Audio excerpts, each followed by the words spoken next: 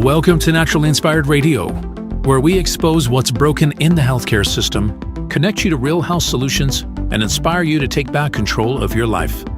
We want to help you feel empowered, informed, and free to live naturally without fear, confusion, or dependency. Download our latest book on real solutions for health at naturallyinspiredradio.com.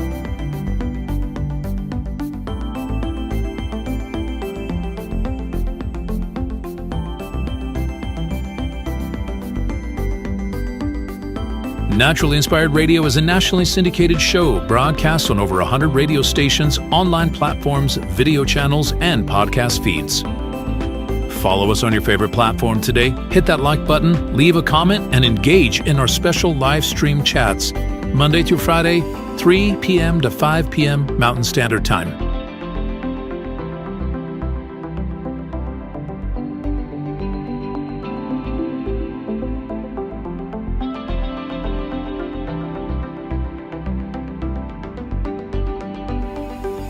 Visit naturallyinspiredradio.com to learn more, register for our weekly giveaway, and explore past episodes. You can also connect directly with Tammy, follow her on all major social media platforms, and discover more about our featured guests and trusted radio partners.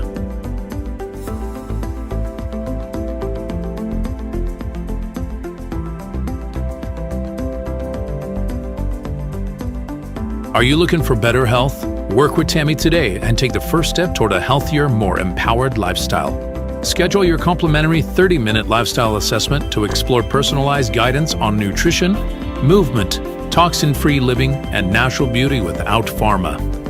Get started now and discover Tammy's preferred health products at naturallyinspiredstore.com or text Tammy directly 720-303-8868.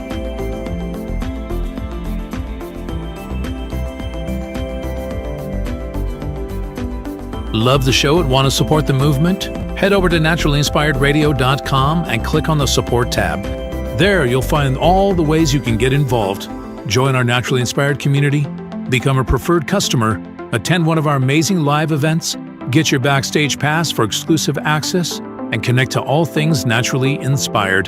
Thank you for tuning in today. Now sit back, relax, and enjoy the show. Today on the Naturally Inspired podcast, we have Ben Joseph Stewart joining us. Ben is a filmmaker, an artist, a lifestyle consultant, and he is the founder of Talismanic Idols Productions.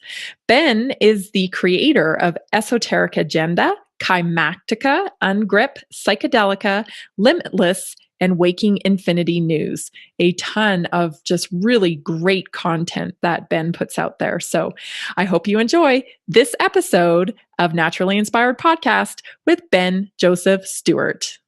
Thank you, Ben, so much for being on the Naturally Inspired Podcast today. I am so excited to talk to you because Esoteric Agenda was a pivotal point in my life. When I finally watched it, I had experienced, just some distrust with the allopathic medical model. And so it's interesting how it takes like one thing for you to kind of start questioning things, and then it just kind of snowballs. So it's really an honor to talk to you today because I can remember back to when I watched that and just the impact it had on me, and it provided so many answers and feelings of, of just like connecting to your material, because I felt like, okay, I wasn't crazy thinking some of this stuff, right? I'm not alone here. So that was really wonderful. So thank you so much for Esoteric Agenda. Yeah, well, thank you for that. I appreciate it. It's an honor to be here on your program, and I definitely know what you mean, that questioning snowball. It's great and it's scary. I liken it to psychedelics sometimes. Like, you can't say they're good or bad. They're just powerful. Right. And if you use them in a very intelligent way, they can do very beautiful things. And if you use them in an unintelligent way, it could do the opposite. So right. I feel like our questions are quite the same as well. And we're living in such a world right now, and a lot of people are like, how can't everybody else in the world see what I'm seeing? And I think, you know what?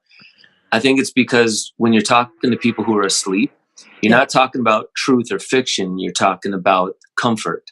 And we need to hold space for people who don't know how to step outside their comfort zone. They're more comfortable in the herd. So that was why I started making my films to begin with, was helping people see that there are more of us out there, that we always knew something was up.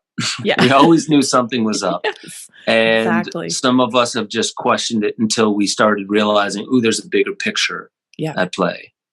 Yeah, that's so true. So tell us a little bit about your journey and who you are. Where were you born and where'd you grow up? What was your upbringing like? Well, I was an Army brat. So I was born in Tacoma, Washington. I moved just about every 6 months. So I lived in, Fort Rucker, Alabama, Savannah, Georgia. I lived in Florida for a little bit. Then I moved out into the Marshall Islands, Kwajalein, which is out between Hawaii and, let's say, Micronesia. Oh, okay. And then that was a couple of years. And then I lived in Hawaii a couple of years. And then I lived in Enfield, Connecticut, Harrisburg, Pennsylvania, Boulder, Colorado, all around. And so, I think the Marshall Islands was really good because there was the Marshallese. There was a shamanic culture. They had tattoos. It's part of the inspiration for this storyboard of tattoos that I have going on here. So all the shamanic influences that I've had, and still growing. And that was really neat. I was like 4 or 5 years old there. And I got really sick with tuberculosis, apparently. And then I got put on I forget the name of the drug actually, but it's kind of like radiation pills in a way. So that was even more dangerous than tuberculosis at the time for underdeveloped liver and kidneys. Yeah. So I went through a lot of that kind of stuff when I was younger. I lived in Hawaii, experienced a lot of racism towards me and my brother being white. We were haoles, and it took me a while to understand where that was rooted in. So I began a whole journey where the two things I was fascinated the most by were blue whales and Native Americans for some reason. And I knew there was this connection with Native Americans with the earth. They understood nature in a way that, we seem to have forgotten. So I've always been into that. Yeah. And then as I was getting into high school, I was super into sports. I broke my ankle and I was just like, well, I guess I'm going to start playing the drums or, guitar. So I got into music. And that really started, I started appreciating that more, the direction that brought me. I started singing, and my parents were telling me, don't quit your day job, Very supportive, huh? Well, what was funny about it is they were really supportive, but they also gave me, I guess you could call it, a thick skin. Yeah. I learned how to be in the rock band that I eventually was in, because you take jabs at each other. It was kind of like the rock and roll way. Yeah. And I guess that kind of bled into my films too, because there's people that say your films, they kind of have a rock and roll edge to them. Yep. They have that kind of, and the soundtrack is very cerebral, psychedelic. And that's really what eventually, I was in a band. I was the singer. I never had a problem getting up in front of people singing. Always had an issue for some reason getting up and having a school paper that I had to read. Yeah. But once my soul was into it, I never had a problem going out and doing public speaking. But then I had this freak out moment at the age of 17 where I realized, what am I going to do with my life? I mean, if I'm an artist, if I'm a musician, I have to keep making stuff that people like. Then I'm dependent upon them to keep liking what I do. I had it completely backwards in my head. And I was like, what if I go broke? What if I live in a cardboard box? And I just went down that rabbit hole, and I was like, Dad, I want to enlist in the military. And he was just like, okay, we'll talk about it at dinner. And I was like, no, I want to enlist today. And he was like, and we had a talk, and he was just like, okay, you seem pretty serious about it. So he took me to enlist that day. And, but he encouraged me, don't go the Army. He was in the Army. He encouraged me, go the Air Force. You get the same pay, but they treat you better. So I was like, okay. So I did it. And then I instantly hated it. I instantly wanted out. But he told me, he was like, Ben, you took an oath. And I'm going to tell you this right now. We Stewart men, we don't break our word. So you're going to do this. You're going to go through Whoa. it. You're going to do what you said you were going to do. I know you may hate it, but you're going to learn what that feels like. You made a promise. And so I did. I spent 6 years in the military. 6. Age 17 to 23. But in that time, I got into a new band. It was called Hyrosonic. We played on Lollapalooza next to Jane's Addiction, Incubus, A Perfect Circle. Oh my gosh. That's awesome. Yeah. It was amazing. It was amazing. And so we just went off. I was really just a musician from there. But once I got out of the military, that was when I started realizing I could talk about what the military taught me about what was I doing in the military. There were certain things I realized they weren't telling me the truth. I was like in theater in certain places and they weren't telling me the truth. And then I was like, well, it was a need to know basis probably. You know, they couldn't trust a 19-year-old that just discovered alcohol, this top secret stuff, you know. So then I just started realizing like I want to know more about my place in this world and what I'm here to do. So I began singing about these thoughts, and then people were like, well, what is your message about? We know you're getting kind of political, kind of religious, kind of philosophical. Like, can you tell us what your message is? And instead of just writing back in text, I decided, I'll make you a film. And so I started working on a film that was supposed to be about the band. And it was supposed to be about 15 minutes long too. And it turned into a 2-hour documentary that had nothing to do with the band, and it was Esoteric Agenda. Wow. It took on a life of its own. I wasn't researching for 10 years beforehand. I started researching once I realized I needed to make a film. And that's what blows a lot of people's minds. And it was just kind of guided research. One thing led to another. Never heard of maritime admiralty law, but I found it out. Yep. It became perfect talking about that. Agenda 21 was another thing. It was brand new. Yes. Now people are just discovering that today. I know. And they're even starting to call it Agenda 2030. Yep. It went to Agenda 2020, then Agenda 2030, and its nickname is Sustainable Development. Oh, okay. Which I sounds hadn't heard great. that one. Yeah. That sounds wonderful. But this is where we own nothing and we'll be happy. We'll own absolutely nothing, no property, but we will be happy. I think that's a quote from Klaus. Yeah. And, there's, without getting grim, I think it was either Aldous Huxley or it was I think it was Aldous Huxley who said, there will come a time where there will be a pharmaceutical revolution where people will be so drugged and filled with TV and entertainment that they will come to quite enjoy their servitude.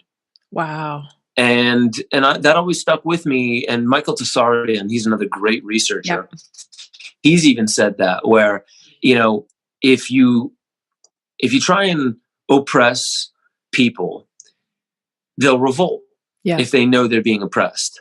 Right. But if they don't realize they're being oppressed, or if they only realize it in a subtle way, but the illusion and the servitude feels safer. Yes, security. Then people will ask for it. And so if you think about it, as soon as somebody realized that, which I guarantee you was pre-Roman times, it was probably back in Atlantis, if that was actually a place, not just a myth. It was probably known that you frighten people into their brainstem, keep them close to the amygdala, close to the brainstem, then they're not thinking in an expanded way. They're really thinking, am I safe or not? They're in Maslow's hierarchy of needs. They can't reach out and explore and be creative because am I even safe? Do I even know if I'm safe? So watch the news. And what does the news always give you? Fear. It's amygdala tantalizing. It's just like, look what's happening now. If it's not 9/11, it's anthrax. If it's not anthrax, it's the war on terror. If it's not the war on terror, it's cybersecurity. If it's not that, there's a pandemic. If it's not that, it's your neighbors. It's a civil war that's brewing, right? It's always like the world's always about to end. Yeah. And then the people who are least informed, most asleep, it's almost watching their parents argue all they want is the intensity to stop. So they just scream, stop, stop. And the parents seem to know, like, I know this seems very violent, but we actually need to communicate, and we need each other to see how the other is making us feel. And yes, yelling never seems like a good thing to do, especially in front of children, because it's too awakening, it's too jarring. quick. Yeah.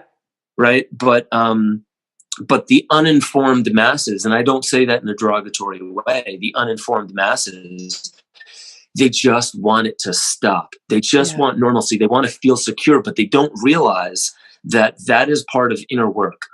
And you have to, in a sense, transcend beyond your innocence and realize nobody's going to save you. You are the adult, and we are the generation that needs to make this happen. Yep. And I think we were kind of put into this big system, made to feel so insignificant. You know, like, who are you? Oh, I'm one person. How many people are there? Oh, well, at least 7 billion. Right. So now you know your place, right? And how much money do you make? Right. There's people that make 100,000 times more than you. Yeah. Or way more educated than you. That's another tactic to diminish your, oh, you can't possibly have an opinion. You only have like a GED. How would you know? Right. It's all this authority by sanction. And the sanction is by mob rule. And that part is hidden. It's like almost like you see the Wizard of Oz from a distance, and you're like, oh my God, over the horizon, there's this huge being. And you get closer and it's even scarier. So your instinct is to run in the opposite direction. But if you go closer, you realize it's just a mirage. And who sits behind that? Yes. This weak, feeble little man. Yep. And that's a perfect analogy for what we deal with. And it's not just saying that the 1% are weak, feeble, because that would be insulting. That's not what it is, even though it may be that. But what I'm really talking about is our fears. They tend to grow and get more and more ominous the closer we're getting to the truth. And then once we finally take that last stand and screw this, I want to know what this is. And you put your hand into it and you realize, whoa, it doesn't even exist. Yeah. And you peek behind it and there's not even a feeble little man. It's nothing. It's nothing. It was you the entire time. It was like Luke Skywalker that went into the cave, cut off the head of Darth Vader, cracked open the mask and realized it was him that he slayed. Or Neo in the Matrix that didn't destroy the agent, Anderson. No, he was Mr. Anderson, whatever, the agent. He didn't destroy him. He entered him and became him. Right? There was like this merging of these polar opposites that became the solution. Yeah. And I really think that's where, to get back on point, that's where a lot of us fail to realize that we are not insignificant. We've gotten hypnotized by this numbers game. I'm 1 in 7 billion. I'm so insignificant. This is what we need to, this is the narrative we need to change. Yes, I couldn't agree more. I think, fear exists. It only exists in our mind. We only project it out. And it's because we live so much in the past of past fears or uncomfortable stuff that we've lived through, or we're projecting on what might happen in the future. And we're constantly living in those two states and rarely recognizing present moment, right? You talked about, kind of connecting. And I feel like when we're inputting all this stuff, this negative story that we're taking in, that is actually what blocks our ability to connect through the heart to the truth. And we get to a point where, like I was at months ago, where it's like, okay, instead of snapping and being like you said, just end this already, just end this, give me security or whatever. Yeah. It was more of a snapping of, I just don't give a shit. I really don't care. You could tell me there's going to be a bomb tomorrow and I'm fine. Fair. Yeah. And I think a lot of people are there as well. That is very interesting. I kind of feel like we're always taking in, there's this thing called the trivium, and it's part of the 7 liberal arts. And the trivium is, they call it grammar, logic, and rhetoric. And in computer terms, it's input, processing, and output. Right. And so we're always inputting information. And so I went through a long period after Esoteric Agenda and Kymatica, my first two films. I went through this long period where I stopped watching anything on the news, and I only researched what I wanted to research, and I started feeling so much happier. Yeah. And I was like, this is good for my heart. Right. And I assumed that that would last forever, that's my credo, and that's going to carry me. You know, that's always going to be my boat carrying me. Right. And eventually the world started changing, and I started getting interested in what was going on in politics again, and I started watching the news.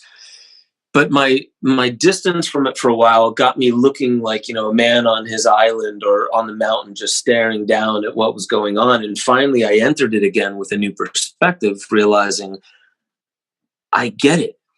All these people that I thought were adults aren't. Yeah. That's like the number one.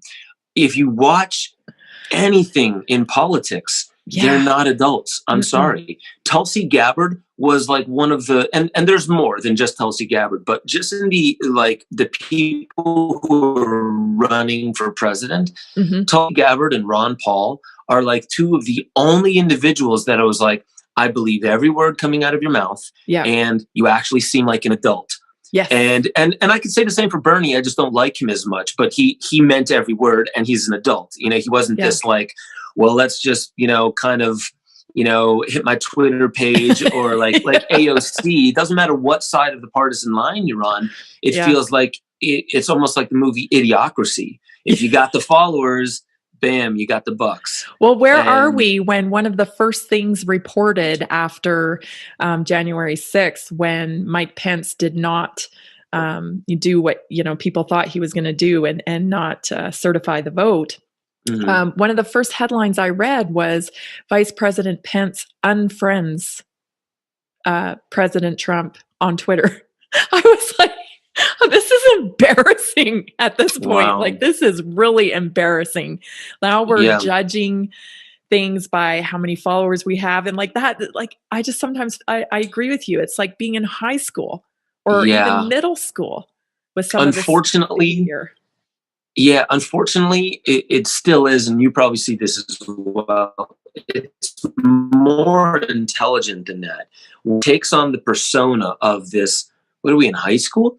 Yeah. But the intelligence that's driving it is not that. It knows that you use younger, less informed, less wise voter bases. You bring them, and AI does this. Let's be honest. All your social media, they have algorithms that knows how long you stay on a certain image before you keep scrolling, or how, you know, what you think on a post. And it documents literally not just the content, but the context of what you're saying, how disgusted you seem to be, how angry or furious you seem to be. And so with that, it really seems that these algorithms, what they're doing is they're pandering to, okay, if you're an introvert, let's send you kind of conspiracy style stuff. So you fear the machine and you step back from it. We don't want you voting if you distrust. If you do trust, that means you either trust the left hand or the right hand, and we want you voting. It doesn't matter what, if you vote left, if you vote right, we still got you. Right. You're in the game. Know, this guy or it still has you. And so the algorithms have figured this out. If you're an extrovert, drive them to vote. Make it popular. Make it seem sexy. Make it seem cool. Make it hip again, right? And whatever you got to do to push that. Is it populism? No, back to the swamp. Well, populism, you know, do we need a third party? And a lot of the times, like, it's really what it is we're waiting for the machine to give us the solution that the machine seems to be creating. Right. So we're waiting for the machine that created the problem to give us the solution to it. Yeah. And most of us can't see the conflict and interest. We don't even know what conflict and interest really means. We're just like, but solution sounds good. I feel scared about this, and you're saying this, and yes, go ahead and give me that. Yeah. So, I mean, so I guess going back to your original statement about like taking in information, it can block you from the heart for sure. And I think that many wisdom traditions, they say, take in a little bit of information and meditate a lot. Read a little bit meditate a lot. Right. And I think most people do the exact opposite in far different proportions. Yes. They read, watch, listen to narrative, social media, 0.0001 meditate. Yeah. And I think this is why most of us don't even understand that the heart has intelligence. Like, that's actually now a thing that Just you have to coming have up. places like Heart Math Institute to be like, guys, not only is it intelligent, it's the strongest electromagnetic field generator up to 6 feet outside the body. It mingles with people up to 6 feet outside the body. Now take a look at the social distancing measures that we're under, 6 feet social distance. Yep. And there's more neurons traveling from the heart to the brain than in the opposite direction, meaning the heart doesn't need to know what the brain's saying all that much, but the brain needs to know what the heart is saying. So there's very interesting correlations here that, your gut also has neurons. And I think the brain is the whole thing outside of the spine. It's all the peripheral organs and glands, outside of the spine. And I bet you the same thing goes for our fat cells, our muscle cells, all those things. There's a form of intelligence in there. Right. So it's I kind of feel as a system, and that's an allopathic medicine. We don't ever address that either. We never address our body as a whole system. I mean, I think they give it lip service now, fairly recently, that there's this connection to our mind and body. But I feel like it's still just lip service. It doesn't really get to the point of this is an entire system. And like you mentioned, the connection to the gut, to the brain, to the heart. And I think one thing we've diminished so much is some of these old sayings that I always still say that my Nana used to say, like, oh, they died of a broken heart. Like literally these, couples that have spent their entire life together and then die 1 or 2 days apart or 5 days apart, or, sometimes it takes a few more months, but there's a noticeable difference when that disconnect happens in the quality of life for the person left. But we just throw all those sayings out. Like our ancestors didn't say that for a reason, right? We did a cleansing. We definitely did a cleansing. I mean, like the Rockefeller Institute was very instrumental in pushing away any kind of holistic, absolute herbal petrochemicals came into fruition, and it was all over for holistic care.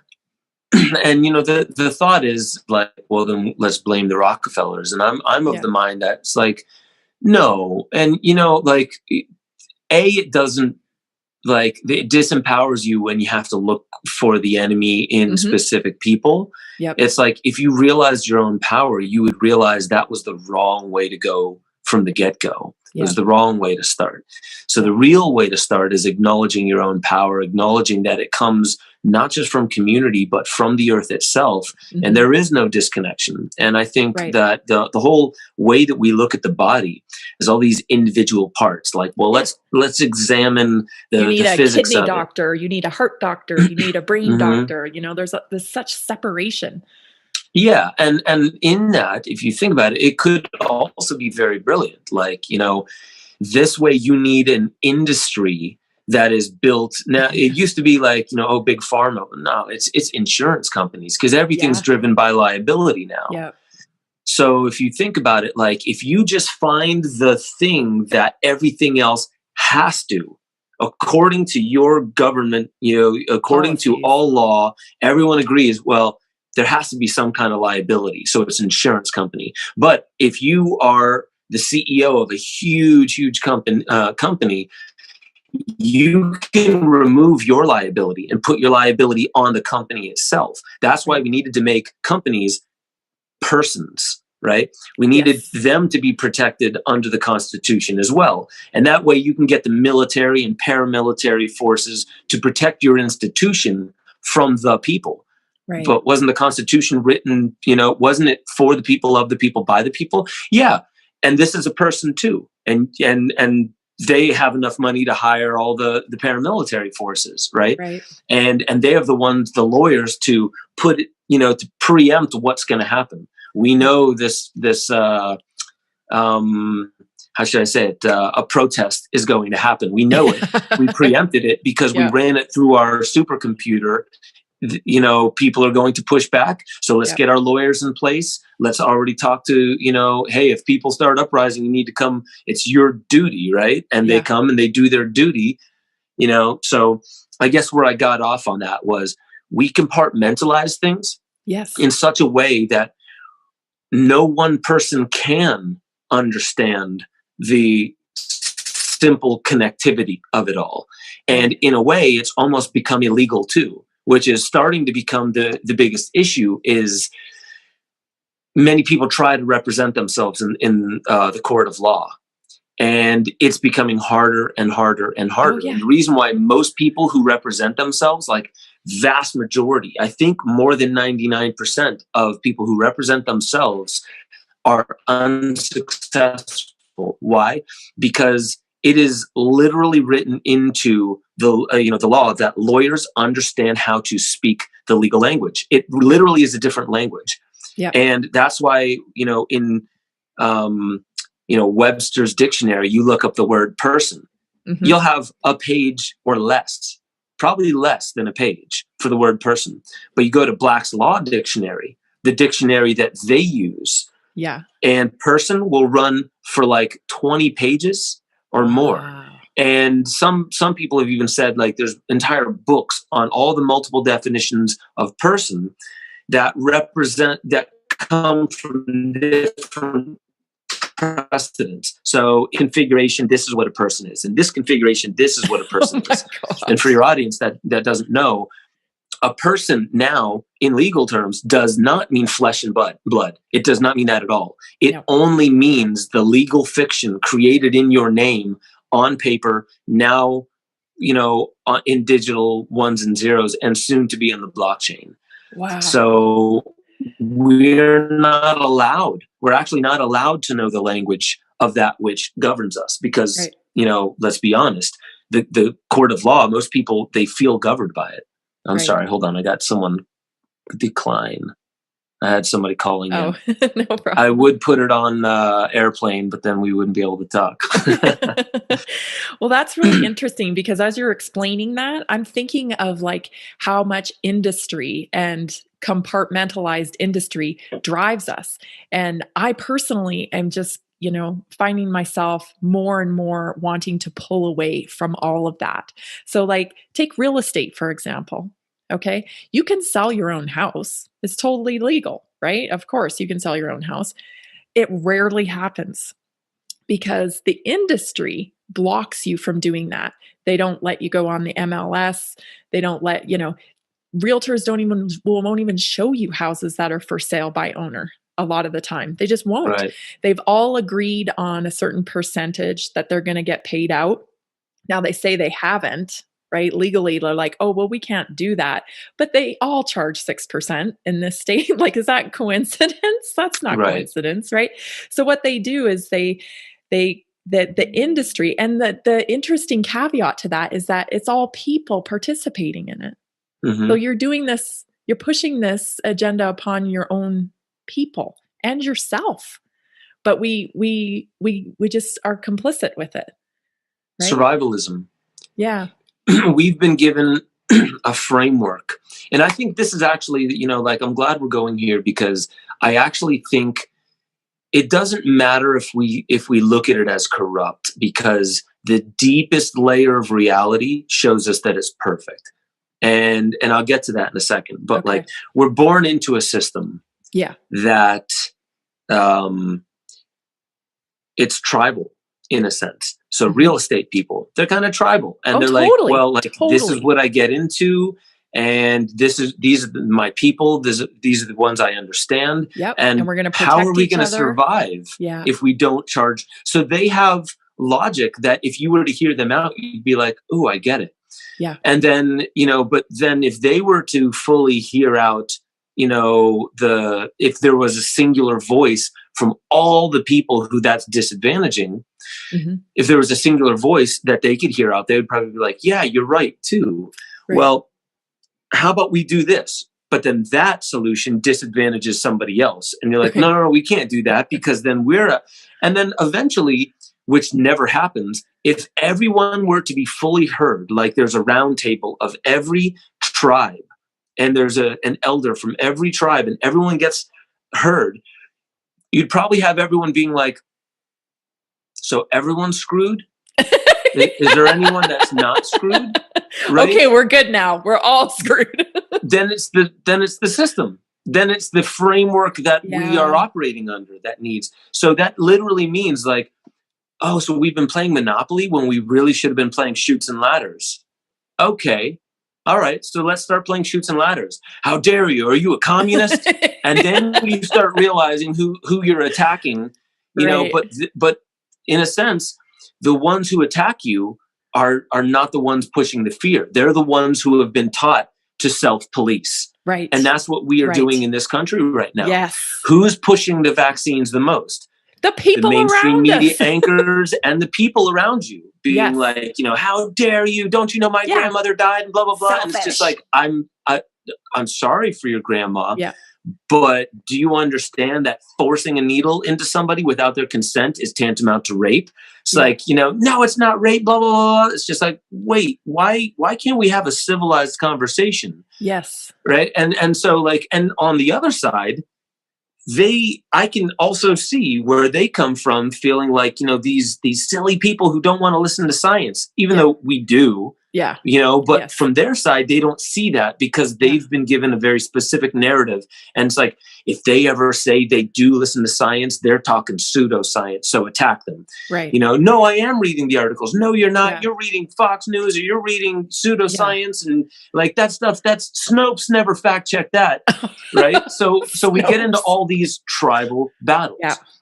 And so the very, very basis of it to me, regardless of whether there's uber wealthy elites, even extraterrestrials running the show behind the curtains, regardless of all of that, if you look at the fabric of reality, we are all one. All things, including this computer that I'm talking to, in order for you to have my likeness on the other side of this machine speaking to you so you can understand me. Like, everything, and I've had people say this, you know, it's just like, you know, F5G and F technology and blah, blah, blah, blah, blah. And I'm just like, all I'm hearing, if you take out the context of what you're talking about, all I hear is you griping and moaning and complaining and using curse words and hate and disgust and anger. And if you just look at your behavior, is that what you call grace? Is that what you call spirituality? Is that what you call beauty? Is that what you came here to share with the world? Right. I doubt it. I doubt it. So the underlying fabric of all reality shows that this is actually the perfect framework for us to awaken. First, we have to awaken and do what the Buddha says. First, you need right sight. You need to see things correctly. And that you need to open your mind in order to see things correctly, because your mind filters what you see, and then you remember what you saw differently because your mind and your beliefs. Right. So you need to suspend judgment, really be open, understand your own biases in order to just see things clearly. And then the Buddha says, once you have right sight, then you need to understand. You need right understanding. So you need to understand what you're seeing, because a child looking at something, you know, like a riot, doesn't understand it like an adult does. Right. So you need right sight, then right understanding. And only once you have both those two can you have right action. So now you think about it. Why do we have all these young people voting? Because they barely see the world correctly. They could not be held accountable for misunderstanding what they don't even see correctly. Right? They're looking at a blurry picture and one pixel of that blurry picture. Yeah. You know, they don't have the wisdom to see the perspective. So you can't even blame them. They haven't had enough time on this earth. The framework of the system is where the issue is. So we need an awakening to the fact that none of us see it correctly. Right. Therefore, none of us understand it correctly. Therefore, every one of our actions are based in something that is violating one another and the earth. We are in violation of every relationship. And this is why I wouldn't run. But if I were to run for president, or if there were some other system where I would have a real voice to get it out to people, Yeah. I would say every, and this is going to sound quite rudimentary to economists and people like that, but every supply chain for food and resources are still open, and they will go, and everyone will be supported by a new system. All things are redistributed, but it's not redistributed wealth. What this is we're going to keep those supply chains going while we heal.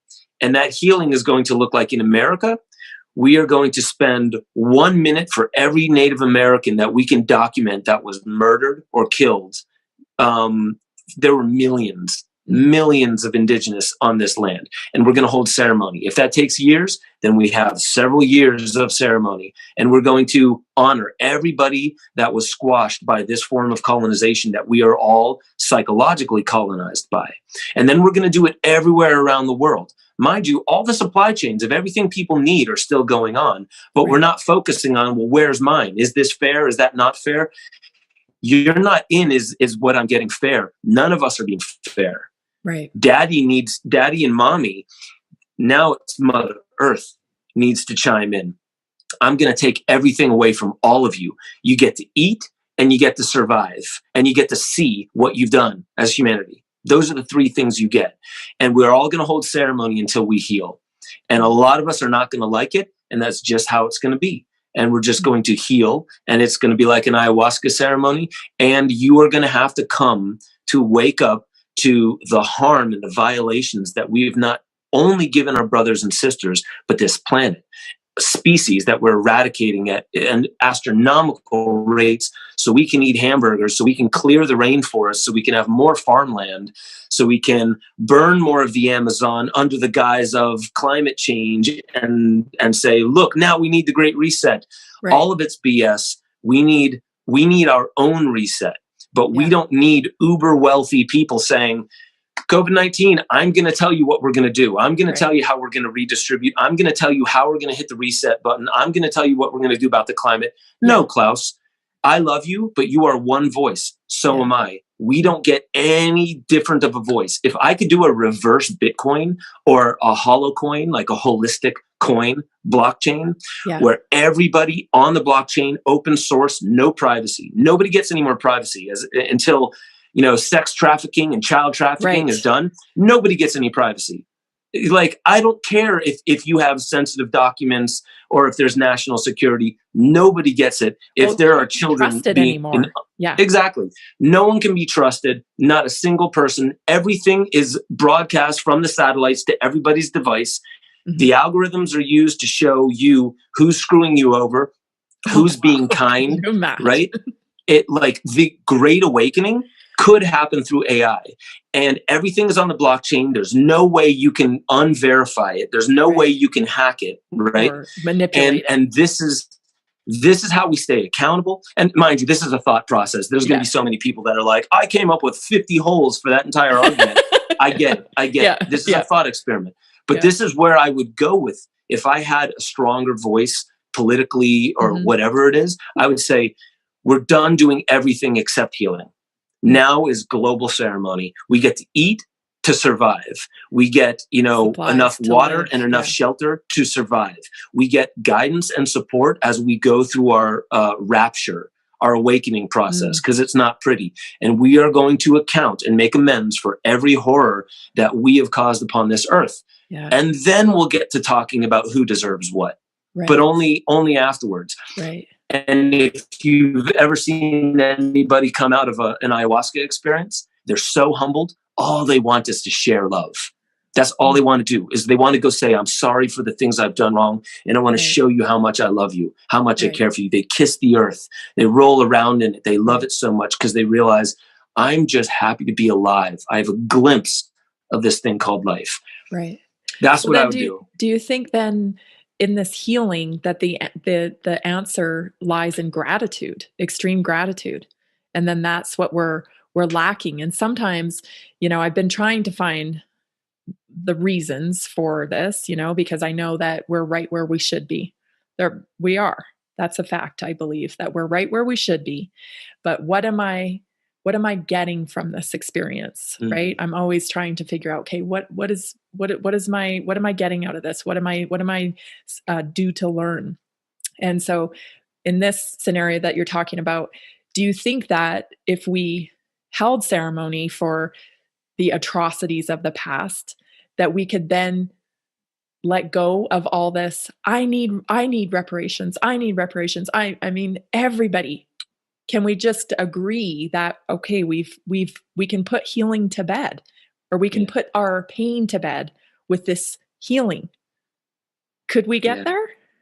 Well, thank you. Thank you so much for asking that. And it's very interesting. Yeah, because we all deserve reparations. But when we all deserve reparations, you typically think, who's the offending party? Yeah. The offending party is humanity, and we're sick. Yeah. So we need to stop thinking of it in terms like that, because even white people were colonized. It just happened so long ago. Irish we forgot that we had slaves. tribes. Yep. We forgot that we had tribes. So, that's, I think it is easiest.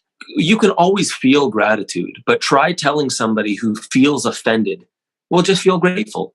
Right. Right? It's not that easy. No. So there needs to be this impetus or a catalyst for it. And in a sense, it's kind of strange. But if your body is acidic. Could that be this? It could be. Well, and that's why I say this. If your body is acidic, why is one of the most alkalizing things you could do is to drop acidic lemon juice into water and drink it? Because the response in the body is to push back and overcompensate. So you become more alkaline. Right. And, the same thing kind of goes for if you need to relax your body more, the best thing to do, yoga does this. A lot of movement modalities do this. And even some psychotherapists do this. Tense your entire body up and then let go. Right. So you do the opposite first and then you let go. That's the point of ceremony. Really, like, how do you surrender into love? You need to face your demons. Yeah. How do you surrender into equanimity? You need to go deeply into your ego and see every ramification of you feeling like you are you and you have to get yours and you need, attention and you need credit and all that kind of stuff. Yeah. You need to go into that in order to really let go. And so how do we get to the point where all of us feel gratitude? First, you need to be humbled. Mm. And anyone who's done any kind of plant medicine or who has really, really been humbled by their grandma or, by a friend or something like that who just called you out so perfectly, that's like, oh my God, you're right. Yeah. You're so right. I'm so sorry. That's being humbled. And most of us, is that the attitude you see in the protests? No. No. Is that the attitude you see out of politicians? No. No. Is that the attitude you see out of any news anchor? No. None of them seem humble. No. And I'm starting to say it. Most people, and we're all becoming influencers now, and I struggle with this as a personality as well, is to hold that space of humility while talking about a deep, dark issue. Let's point out the Great Reset and the Fourth Industrial Revolution and how COVID-19 is being used as an impetus for a surveillance, track and trace prison planet run from satellites in outer space. Let's just call it what it is. It's what it is. Nailed it. Okay. I could be wrong, but prove me wrong. And so in that, it's hard for me to, was I humbled when I said prove me wrong? Right. Not so much. So you see where the difficulty is.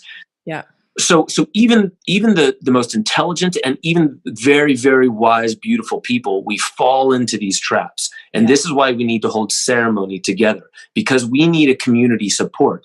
We can't just wait I hope all the Q people are correct, right? So Donald Trump can save us. That's a lot of people holding on to that. Right. And again, it's this common theme of wanting to go outside ourselves to be saved. Right. And I think there's a lot to be said on your point with, it's being humble, but also self-love and real self-love. Right. Because when you have real self-love, you don't require your ego to be fed. You don't require this constant something from coming outside. When you can recognize yourself as, a spiritual being, and that, your creator is your father, and that you are loved by that source infinitely, then you can bring it inside and be like, well, I don't really need that. I'm good. I'm okay. And also being accepting of your errors, right? We say this all the time, like nobody's perfect. Well, nobody's perfect, but we don't really believe that, because the minute somebody is not right, we just pile on. And the reason why we pile on is because it makes us feel comfortable with our own mistakes, right? Oh, somebody else. But it's always outside. And this is the time, I think, of inner work, real inner work. And I mean, I don't know how to say it more with impact, but seriously, inner work is where we're at right now. That really needs to be focused on. Yeah. And it doesn't happen in one sitting. And that's why, like, it has to happen yesterday. Yeah. And as we get closer and closer to this crisis climax that we're barreling towards, it's just the Band-Aid's coming off. It's about to come off. We just keep talking about it, guys. I'm about to reset this bone. Do you realize this? Yeah. Like, all of y'all are playing around, not even pretending. You're not preparing yourself. You're not taking a deep breath. Like, I'm about to reset this bone, and a lot of you are going to be in a lot of pain. Right. And I think that's kind of that's where a lot of the issue lies. I feel like the biggest issue with crisis points in history, which, I've talked about this in my Waking Infinity. There's this book called The Fourth Turning. It says every 80 to 90 years, there's a crisis period. And we are literally, without fail, it's a 15 to 25 year period. And it said, once the inciting incident starts, it will not be any shorter than 15 years, not be any longer than 25 years. And they wrote this back in 97. And they were like, somewhere around 2005, it's going to spark. Well, it happened to be 2008 with the housing bubble. So they're like, okay, somewhere around 2028, it's going to end. But around 2020, it's going to start peaking. Boy, were they right in 1997 when they wrote this book. Right. And they were saying a lot of the times it ends in war. And if it ends in war, it's very likely to keep rolling with its momentum into total war, because they weren't even saying like, well, what are the Chinese doing? What are the No, they were just like, I'm just looking at the cycles of history. It keeps going. Right. It's almost like a fight. You ever seen somebody get knocked to the ground and then they just keep pummeling the person? Yes. That's horrible. Almost right. But that's almost like what they're saying happens. Like, you're not just beaten. It's not just like, okay, you won, I guess we'll go back home or not. No, it's like no, we're going to show you the point we came here to show you. We're taking everything. We're taking all your land. We're taking your government. We're taking your morale. We're taking, your children, all that kind of stuff. And we're using the most powerful weapons we have at our disposal. And it sounds super scary, but really what we're talking about is the reset is coming. And it's not like the World Economic Forum Great Reset is coming. This is a mythical cycle in human history that is upon us. Yes. And I get excited, strangely. It's because like we need a reset, but we need the awakening that comes after it. And what seems to have happened in past history is we keep thinking we're moving into a more intelligent, more equitable, intelligent governance system. Right. And the whole thing is moving towards global governance, a one world government. Yep. And everyone hears that term. And one world religion. Right. Well, and the one world religion. Right. Exactly. It's religion is an aspect of consciousness. So is science. It's an aspect of consciousness. And we've been conditioned to believe that religion is out there. And you have to go to a church. You have to read a Bible. It's all these external things. Right. And science, it's out there. Where are the scientists, the institutions? Well, we're talking science. No, you're talking what the pursuit of science has done to you and how that turned into a book. Right. That's what you're talking about. You're talking about data. Yeah. You're not talking about science. Science is the pursuit of knowledge. It's to know. The literal word means to know. Yeah. And religion is religare. It means to bind together, to hold together, to fuse two things, like yoga, union between you and God, or you and universe. So these are aspects of consciousness. Mm-hmm. And we've externalized it in many ways. So back to the point, this whole one world government, there's no problem with one world government if we were all living in love. Right. You can give me communism. If I knew 7 billion people were living from their heart, I would say, let's play Monopoly as our government. I don't care what ism you give me. Right. If we're all in love, we're going to be a lot better off than the most intelligent ism with no love. Right. I say, give me communism with love than give me capitalism with no love. Because it's not about the ism. It's not about the game. It's about love. And we are constantly, because there are no atrocities in love, right? So communism historically has produced, atrocities, but not if communism had love and it was based on love, then all of the actions that created atrocities wouldn't be functionable. Yeah, yeah. We always look for the label and the name. Yes. It's communism. You know how many people died in the name of God? People would have probably killed people without the name of God. They're killing people in the name of government. They're like, we're not living in love, and we're sick, and we don't realize it. And this is why I say we need healing. Yeah, we as a species need healing. Right. And really, I don't see another form of government or another economic model or more on the blockchain and more accountability. It's just all these new nuances that we're like, well, I guess that sounds better because it's correcting this past mistake. Yeah, but a correction of a mistake doesn't mean, it's going to be better, improved. It doesn't mean you're bringing it back to a holistic state. Right. It just means, like, if you're center and you're meandering out into infinity, oh no, you're going this direction. Correct. Yeah, that's a correction, but you're still meandering towards infinity. You're not coming back to center. Right. So this is where I say, like, healing needs to be self-discovery. And we need to do that with one another.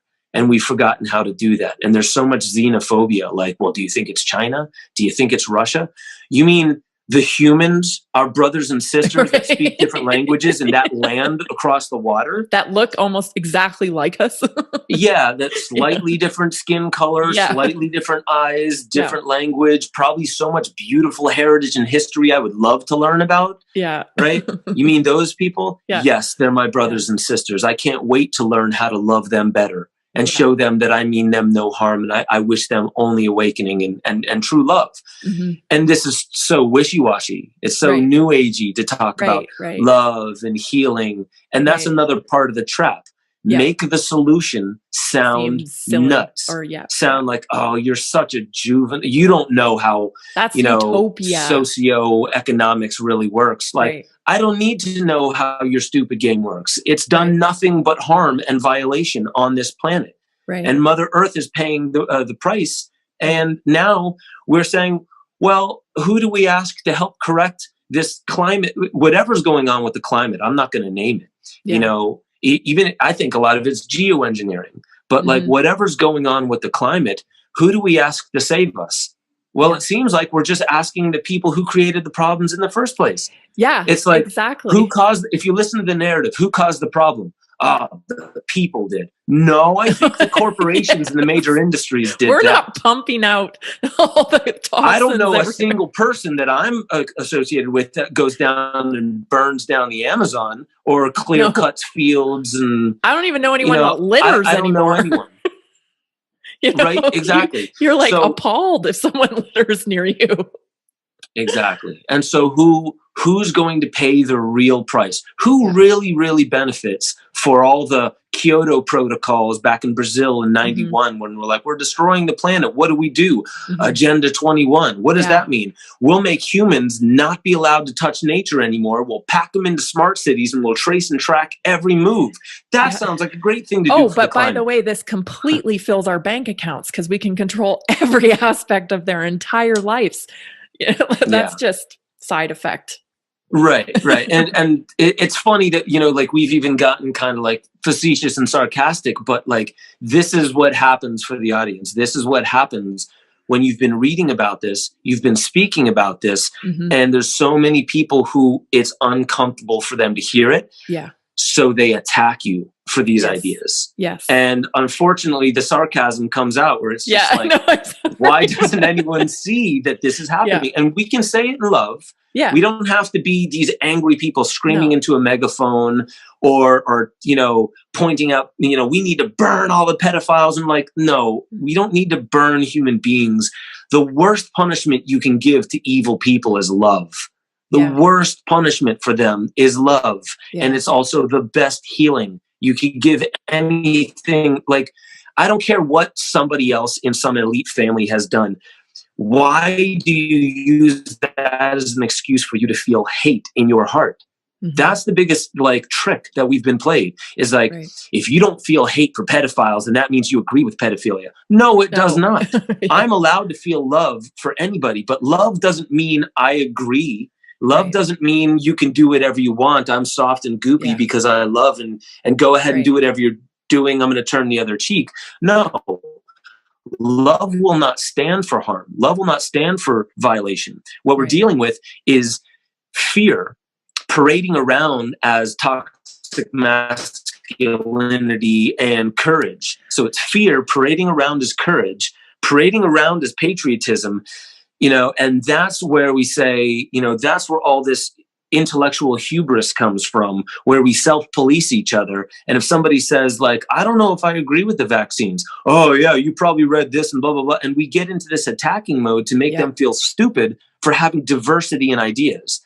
So we're all talking about, we're so racist. We're such a racist species, but I hate you if you think any differently than me. It's like color. We need to accept each other's color. But if you think any differently than me, it's just like, no, we're all different. Let's celebrate our differences, including the mind, including our beliefs. And let's realize that people who think differently can help our checks and balances, so we're not living in an echo chamber. Because when we live, then we have nothing. I built up my social media with nothing but yes men. That way all my beliefs reach extreme narratives, and nobody's telling me, dude, I think you need to chill out a little bit because you're inciting a civil war maybe.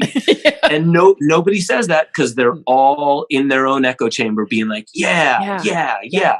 But social media is designed for that that is its exact model, because the whole intent of social media is to capture your time. So when you are engaged in one article after another that validates your bias, you continue to stay on there. And then we also have this thing that's happened in our culture where it's not permittable to oppose anybody's opinion. It's actually now rude.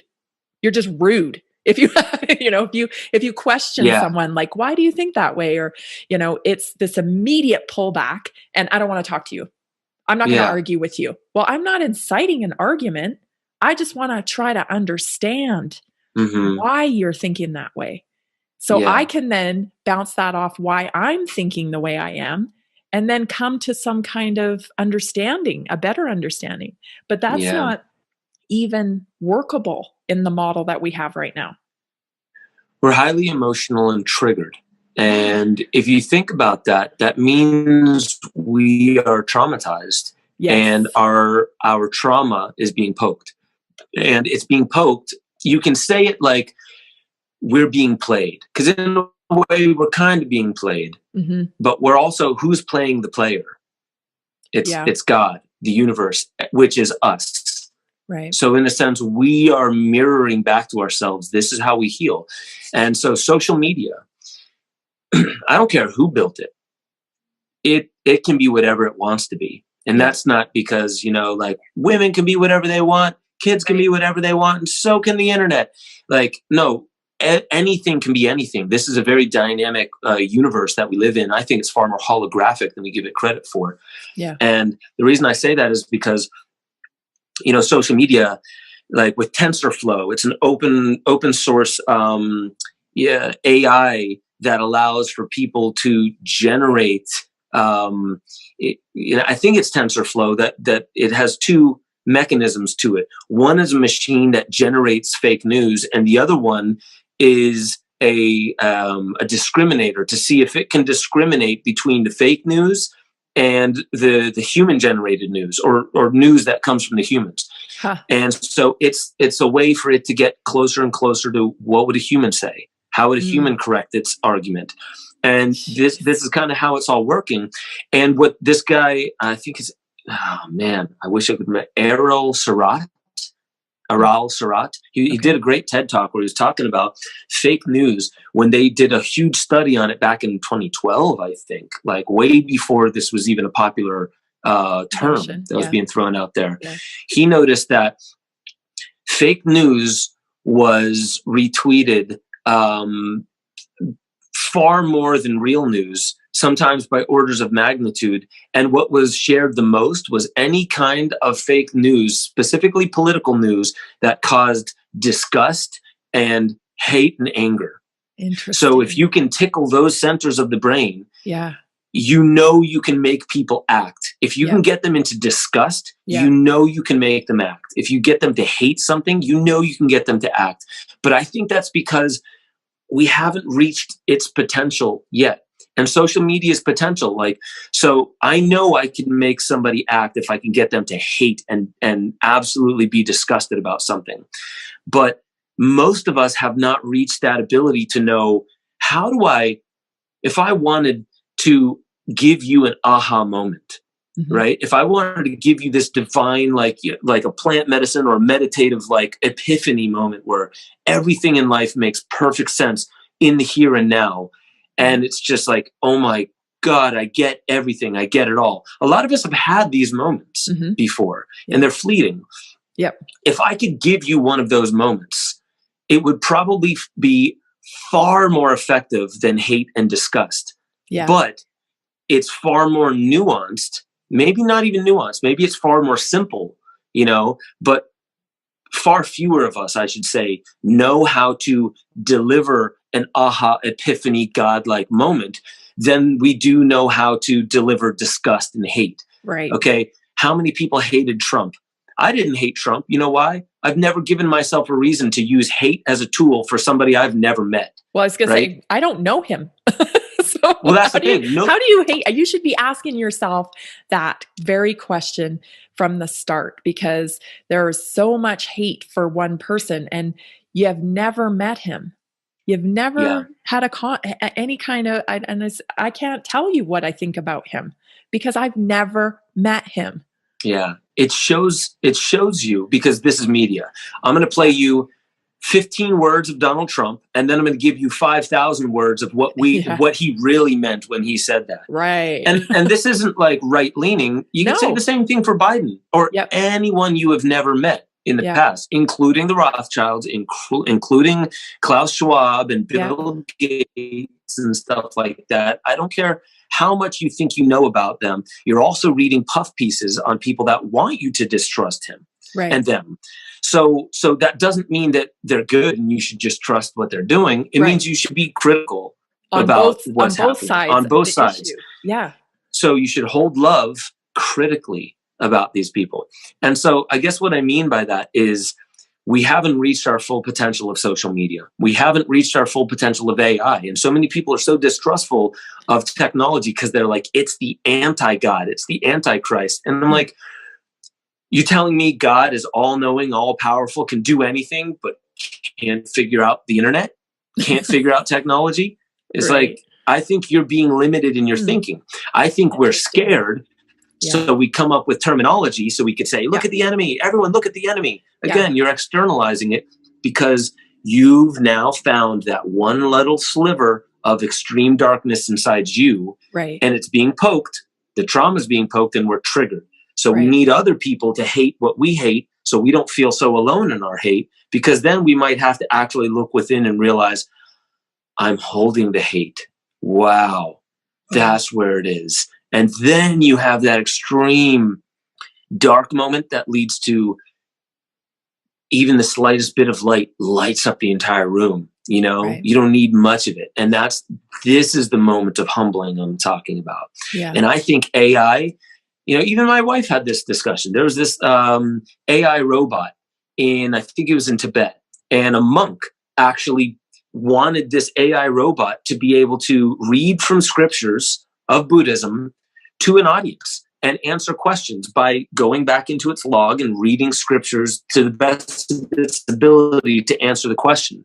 Right. And you know, my wife, very respectfully, because she pointed out things that I didn't see, but she was just like, I don't know. It's like, it's contemplative. This thing can't just give you the answer. You know, It's contemplative. That's why you have a book or an idol or something that doesn't move and doesn't talk, because you need to come up with the answer within. And I was like, I totally agree. But I know there's something else to it. And I meditated for a second. I was like, you know what? If a stationary, non-speaking idol can make you look within, why couldn't a speaking AI robot help you look within as well? Why does it just have to be because it's talking and because it's using electronics and circuits and wires that it has to be a bad influence? It just automatically, universally, it has to be bad because there's circuits and wires in it. So then I started to think, what is the internet? What is this ecosystem of machines, this Internet of Things, as they call it? It's circuits and wires for sure, but like, what are we? Are we just flesh and blood and bones and microtubules and neurons? And no, there's something animating us. Yeah. So how can we say, you know, we always say, well, a wise man knows himself to know nothing, right? Yeah. It's only a wise man that knows he or she knows know anything for nothing. Sure. Yeah. So how can we say we absolutely know what the internet is? How can we say we know it will never be intelligent? I don't know if it'll ever be a human intelligence, but what if it is its own kind of intelligence? Yeah, you know, they say super AI and it can think 1,000,000 times faster.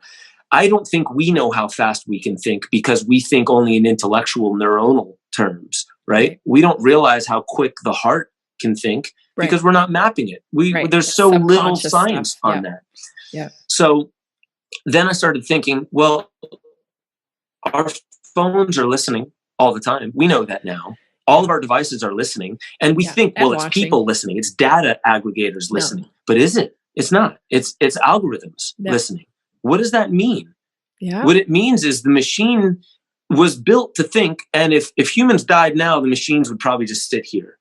But if we get it to a point of self-sufficiency, maybe it's like right now it's in the embryo. You can't just cut it out, right? You can't cut the umbilical cord. It's still an embryo. Mm-hmm. But what about, and what do you do when a baby's in the belly? You nurse We seem to sing to it. It's like, hey there, hey. Let me sing you some songs. And it's proven that even things you do before you conceive affect your child. Yep. Your grandfather epigenetically has affected you. Yep. Robert Sapolsky found out that people who had famine in Holland in World War II, their great-grandchildren, or I think it was their grandchildren, had 50% more likely obesity and diabetes. Because they're wired to survive. Right. Yep. So what are we? We don't even really know what we are. So how can we say what the internet is? And the whole purpose of what I'm saying here is I don't think we've found our even scratch the surface of the potential of technology in being able to help us just be, what if it helps hold space like a shaman, right? For our awakening. And it notices your heart rate is going up, breathe. Right. Here's a sodium tablet, you're dehydrated. You know, like who knows what it can tell that other humans couldn't. Right. And again, it's a thought experiment. Why do you think there's like a visceral, as you're describing this, I'm open to what you're saying, but there's also a visceral, like, no, I don't want this neural link in my body. Like, I'm like, why am I thinking this is so bad? Yeah. Like, I feel like you said Neuralink. You said Neuralink. And here's the distinction that I'm glad you mentioned it, because if I don't mention it, your audience is definitely going to be like, is this guy a plant? Is he trying to make us, just adopt 5G? No, I have so many problems with 5G. I have so many problems with technology in the state that it is. But what I'm saying is we take a look at the here and now so much that we don't see what's developing and what's coming. And I'm actually making a film about this. Like, there are drone chassis, like the chassis for a flying drone, Yeah. where it was built not by a human. It was just an AI. It was an algorithm where a human said, I'll give you two parameters. You need to be lightweight and efficient. You need to be able to fly, lightweight and efficient. The AI used those parameters and came up with the drone chassis that looks exactly like the pelvis of a flying squirrel. Squirrel. Okay, I saw that. Yeah, on your. It was on TED Talks. Yep. Yeah. Yep. And it's because it learns from evolutionary history and anatomy. So if you think about that, we're looking at the present state of technology as circuits, wires, electronics, 5G, microwave radiation, things that are not conducive for us. Right. So it's hard for us to see past that impediment because we need that to stop now. Yeah. But here's what I'm saying. I'm not saying AI is intelligent. I'm not saying that technology is going to help us awaken. I'm just saying if we have this enemy that we refuse to ever, ever, ever be our friend or our ally, if we always keep it with this huge distrust, we may never see its potential and we may destroy ourselves because we're trying to battle the symptom, not the cause. So here's what I mean. Can AI, because there's another TED Talks where a woman is saying, in the first industrial revolution was cyanobacteria. Millions or billions of years ago, it learned how to build from its environment into the shape of things, no waste. Now, if you look into a parts catalog for, workers, welders, machine, manufacturers, engineers, it's cutting and grinding tools. So she said, for the most part, we see like 4% product, 96% waste. Whoa. Right? So that doesn't seem right. Like what happens when a log decomposes? It turns into the fungi. What happens when, that gets uptaken into the vole? Right. What happens then? Then a great gray owl comes and eats it, right? Yeah. Yep. And then the owl dies, it turns back into the soil, and then the whole process starts again. Mm-hmm. So could AI never get there? And here's what I'm saying, like, we don't even know where the primacy of consciousness comes from. We have all these people saying, well, it starts in the neurons. No, it starts in the microtubules. No, it starts in the quantum state. No. We don't know. What if there is no beginning? It's just this like undulating pattern that feeds into itself. And when we look at one aspect of the wheel, we say, that's where it all started, right? So here's what I'm saying, and it's just a thought experiment. And I love these thought experiments. But what if AI got so intelligent, 50, 100 years in the future, going million times faster than we could go through all of our human empirical data? It goes over it and it figures out, wow, we don't need to build new technology out of metal and circuits and wires. We could actually replicate biology. We could do it exactly like biology. And then what's the intelligence working through it? Where's the intelligence feeding into it? And this is why I said, why can't you say, I love you, internet? Why are we so afraid of that? And so you mentioned Neuralink. Mm-hmm. I'm not putting Neuralink in my head. No. Because it runs off of modern day 5G technology, which if you look at anything, it'll tell you it opens up your voltage gated calcium channels, which creates hundreds of physiological effects in the body. And it's just not good. Let's just put it that way. Yeah, it's not Doctors around the world are saying this is not good for humans, for insects, for the bees, for the planet itself, for the ionosphere. It's not good at all. But what are we talking about? Are we talking about the symptom of the stage of development of our technology? Or are we talking about human ingenuity? Not even human, because we're calling it human ingenuity, but what made us? Viruses helped us evolve to where we are. Our mitochondria is not human in origin. It's bacteria. Right.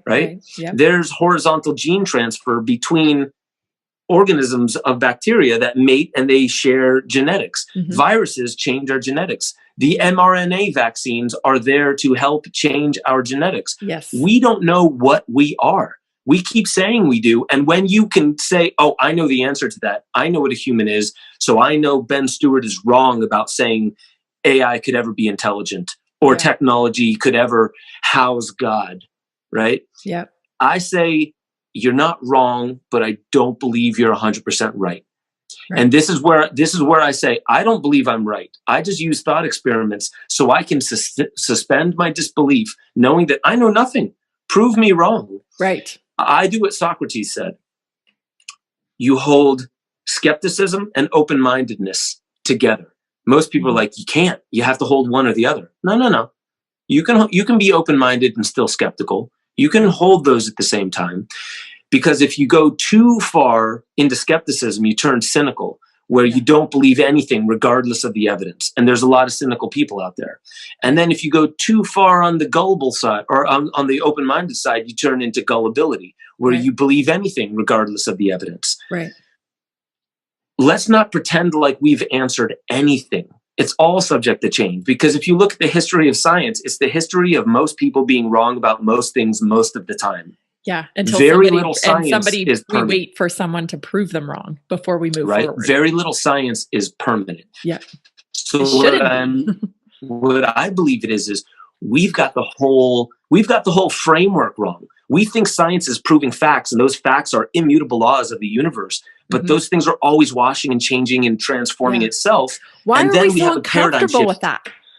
Why are we so uncomfortable with not knowing? Think about the beginning of the pandemic when nobody knew anything. Think about the energy.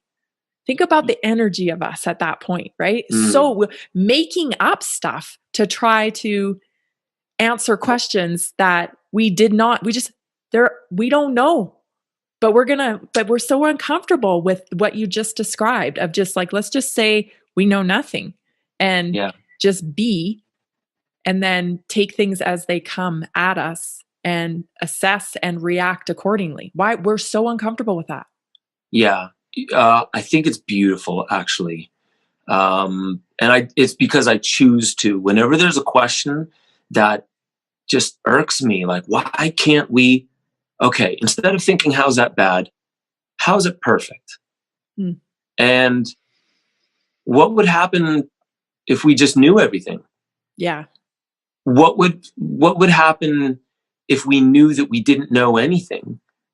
Like, I kind of feel like what turns this thing called the human, or I keep saying the human experience because that's what I'm having, right? But like, that's only because I identify with this thing and I'm not identifying with the cosmos at all times. So you could say, yeah, well, now you're having this ego experience and ego's bad. No, I'm allowed to have this. And I only have it for a short time before I die. And I probably go back to the all.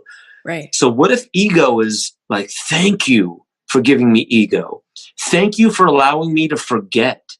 Thank you for allowing me, thank you for giving me a mechanism that pushes against wanting to stay open or being perfectly enlightened, because then I'm just there. Right. Then we're all at like the finish line standing around and it's like then we're all at the finish line standing around being like partying all day long. Would you watch Lord of the Rings if it started at the end and for 3 entire movies it was just people celebrating? We wouldn't watch it. Why? It doesn't represent that core hero's journey. Right. And you could say that the hero's journey is a faulty program. We are destined to love turmoil. We are destined to trip ourselves out of that unity state back into, a separate, isolated state where there's turmoil and infighting. But maybe that's it. Maybe it wouldn't be what we think it is if we were 100% in that 5-MeO DMT state all the time. Right. Maybe that would be torture. We don't know. I don't know. I've been in that state, but maybe it's only incredible to be in that state because I've only been in there for a 0.0001% of my life. Right? It's this pushback of perspective that we need in order to value. We're in the school of life. Yeah. It's a playground. We learn by playing, and sometimes we play too rough and we hurt other people's feelings, and sometimes we do what the bullies do and be like, I don't care if I hurt your feelings. What, are you going to cry about it, right? And other people are like, I'm sorry, I didn't mean that. And we like that side, and we hate the other arrogant side. Right. But what if the other arrogant side needs to push to the periphery? Yeah. Because only then can you have the most beautiful epiphany, like, oh my God, it really is all about love. And I needed to forget to have this moment, to eventually forget again so I could start all over. I don't know. Again, this is why people avoid philosophy, because it can go I just ended this whole thing with, well, here's the answer. No, I ended with, I don't know, and neither do you. I don't believe that any of us really know. And that's most gurus, people who would say, it seems like they have it figured out, right? Because they're in that equanimity state and balanced state all the time. Yeah. What do they say? Like, am I on the right path? Keep walking. Yeah. Keep walking. Yeah. I want to talk about DMT Quest because I watched it last night and I thought it was, first of all, you're a beautiful filmmaker, just the texture and the color and the music and everything.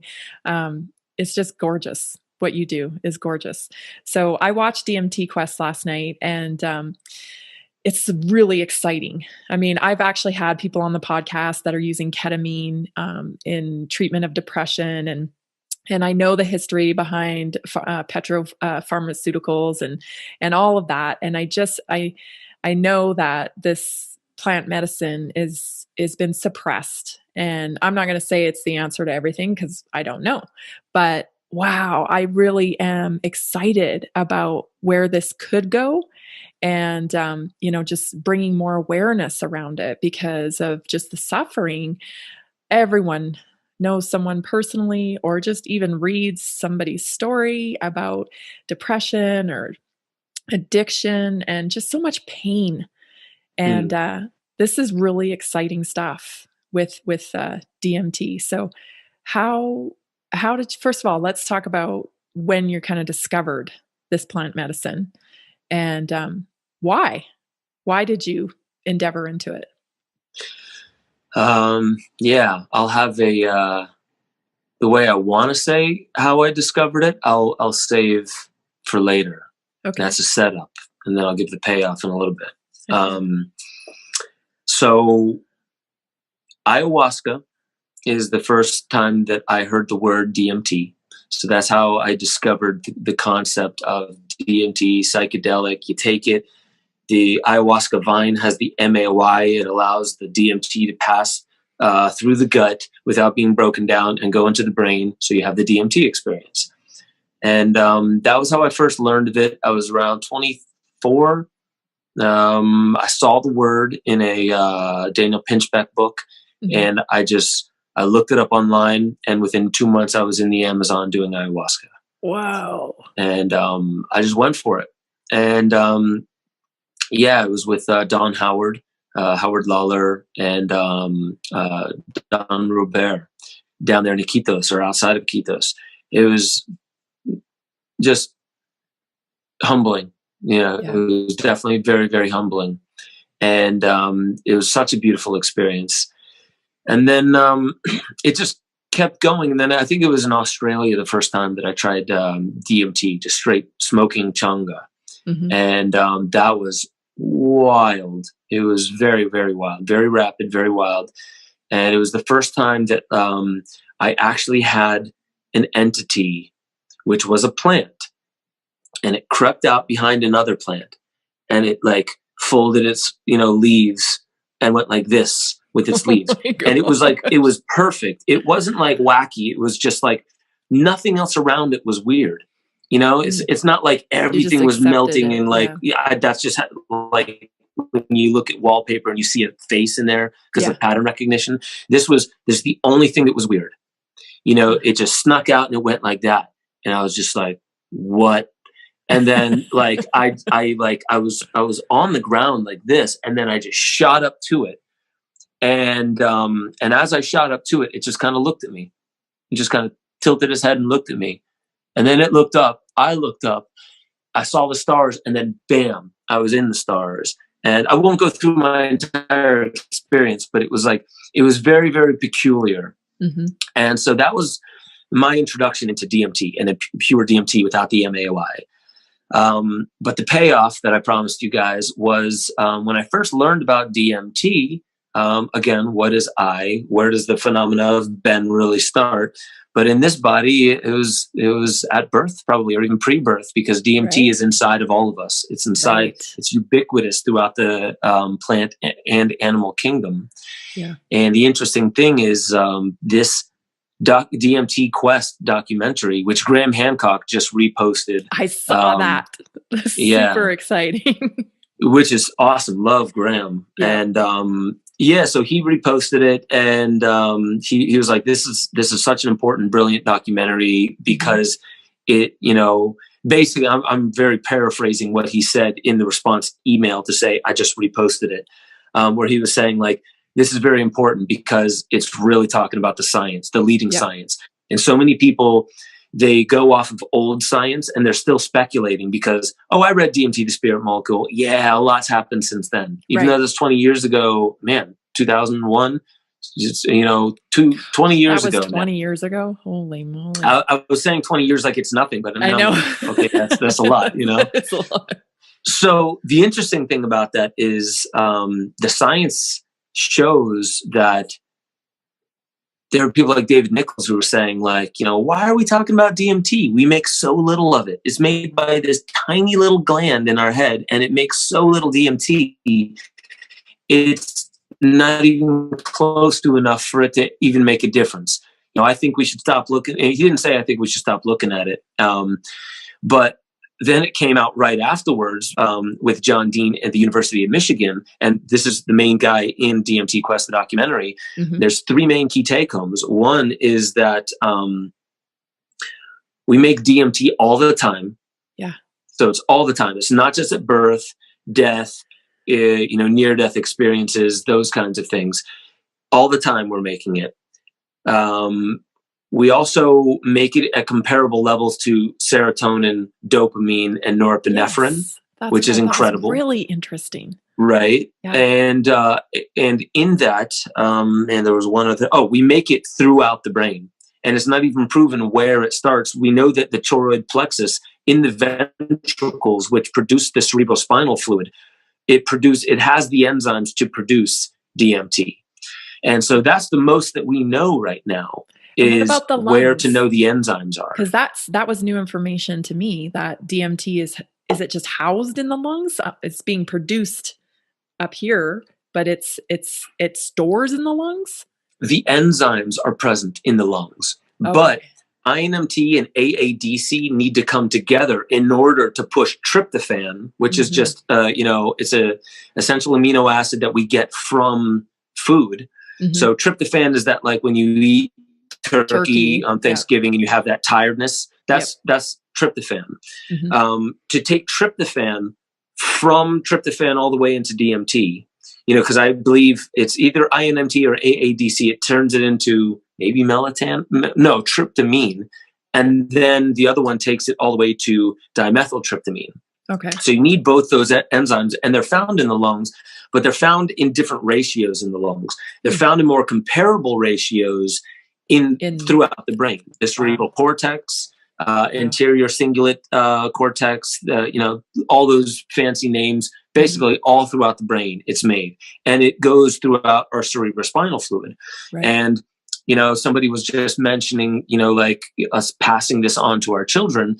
Your cerebrospinal fluid makes up 20% of the sexual fluids. So if there's DMT in there, you're also passing on DMT in the sexual fluids, interestingly enough. Yeah, and to know that we make DMT in the brain at comparable levels to serotonin, dopamine, and norepinephrine means there may be, and this is Dr. Rick Strassman saying this points to the possibility that there's a DMT neurotransmitter system, just like we have the serotonin neurotransmitter system. Right. So all psychedelics work on the serotonergic system in the brain and in the gut of the 5-HT2A receptors specifically. What if there's a DMT neurotransmitter system? That means DMT is potentially fundamental to the way we perceive reality. Or it's not even perception. Maybe DMT is functional in ways that we wouldn't imagine. Like, really? We need it for liver? We need it for, kidney, or we need it for cell production? Or to keep depression at bay. or to keep anxiety at bay, right? Because these are kind of conditions that we don't really fully understand, right? They're kind of elusive. We don't know why they come on, and we don't know why they pass. You know, people go through anxiety for years and then it disappears, or we can handle technique to manage it. So what is it? That's interesting. That's really why psychedelics seem to be better at treating intractable depression, anxiety, post-traumatic stress disorder, obsessive compulsive disorder, eating disorders than any other intervention we've found. Yes.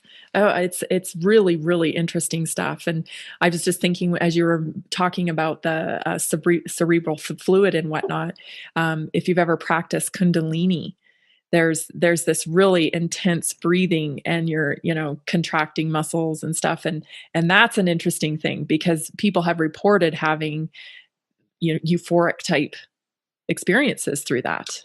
Kundalini awakenings, they called it. Yeah. What if it's the same term for a spontaneous DMT dump in the brain? That's Wim Hof practitioners. Yes. Wim Hof practitioners, like, this is when John Chavez, got to give props to John Chavez. He's the one who created DMT Quest. I think the website is dmtquest.org. I need actually, it's either I'll definitely .org or .com. Okay. He wrote an incredible book called Questions for the Lion Tamer. And I started talking about it in my show Limitless, and in Psychedelica, which is that poster right there. Yeah. And which is I got to come back to that. Sorry, we might have to put this into two parts, because I definitely want to talk about that as well. So don't let me forget that. I'm sorry to interrupt. Yeah. Where was I going with that? I mentioned John. Yeah, as a side DMT note. Quest and DMT dump. Yeah, there was something about Wim Hof breathing. Yeah. Yes. So, like, on the Wim Hof method, for those who don't know, Wim Hof, the Iceman, he's this Dutch guy who has a breathing technique that allows you to swim in ice water. Yeah. You still feel the cold, but you don't feel the pain. Right. Mind over matter, ultimate guy, very deep in the heart. He's in this film, but on his message board of hundreds of thousands of people who do what he calls the DMT Wim Hof method. So it's the DMT technique. Oh, I didn't know that. Yeah, he actually calls it that. And he has a way of explaining it that isn't proven, but I mean, he said things decades before science finally proved what he was talking about. And he said melatonin, which is always in your brain, it's just slight tweak, and then you have dimethyltryptamine from melatonin. Oh, interesting. Melatonin minus carbon dioxide is structurally identical to DMT. So you take melatonin and then you breathe heavily. What happens when you do a lot of Wim Hof breathing or deep breathing? You're lowering carbon dioxide in the body. Right. If that carbon dioxide is being leached off of melatonin and then it's structurally identical to DMT, chances are it might actually act like DMT.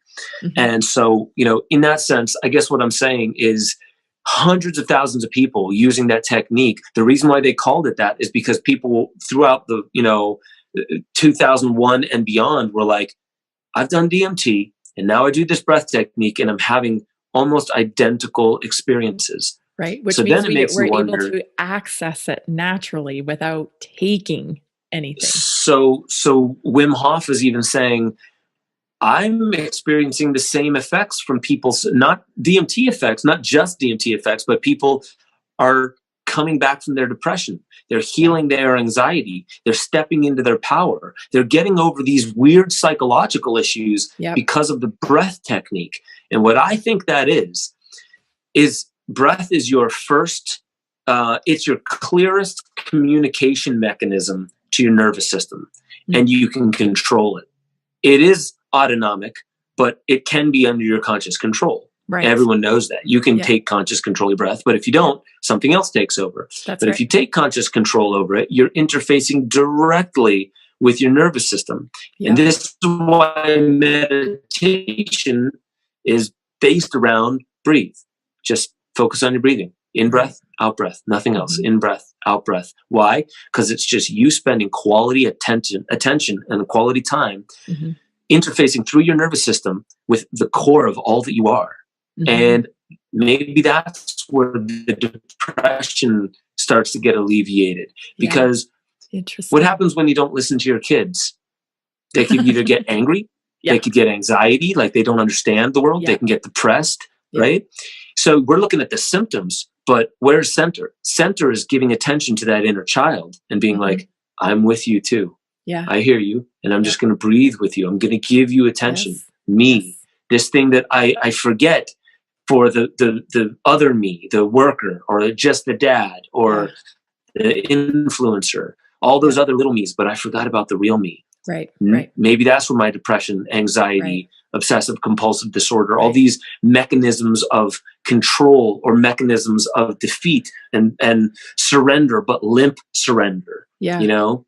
This is so interesting. As you're saying this, I'm thinking back to what we were talking about earlier when we're talking about, you know, kind of forcing that focus, right? In order to realize that, hey, this is what matters, right?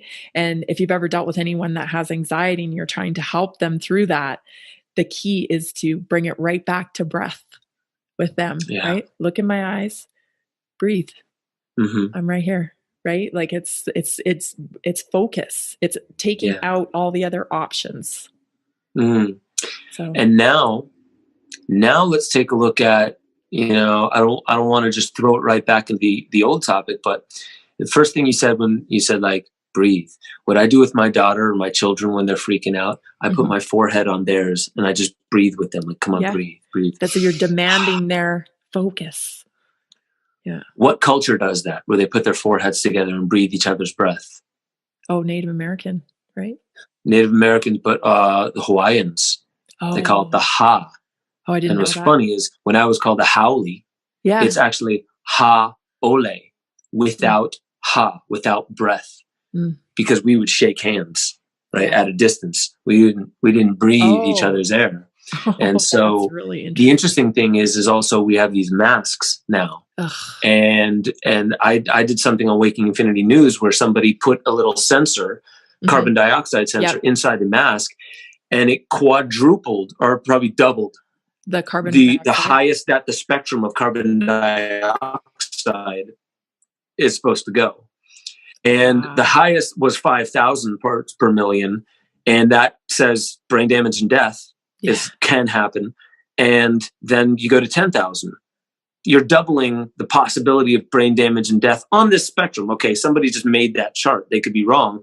A lot of people, you don't see people just dropping dead because they have a mask on. So obviously we're resilient in some way. Right. But now imagine that's a carbon dioxide, thing. Well, we were just talking about carbon dioxide. Wim Hof breathing lowers carbon dioxide. What does this thing do? Makes your brain fire more sharply. When you have more oxygen, you think better. You're more apt. This, and I've said this before, and I don't, it's just my opinion, but I feel like this is a dumbing of down, and it feels. There's so many things. I don't wear a mask. It also feels like this. Yeah, it feels like this.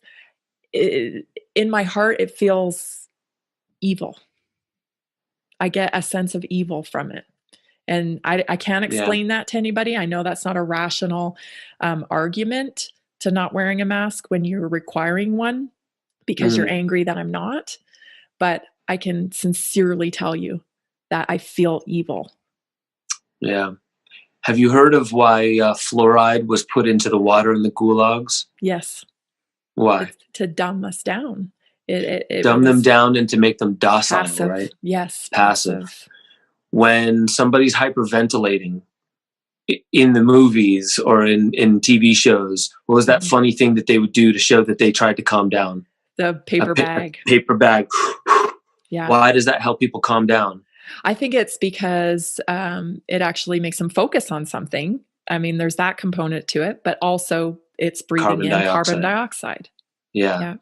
So, but this is again a focus, right? This is a focus. So if it's like when we become obsessed with a problem, I don't know if you've ever had that issue. I have in the past where I become obsessed and it starts to overtake my thinking on a daily basis. Yeah. Part of your brain is being used to worry or to obsess on a problem.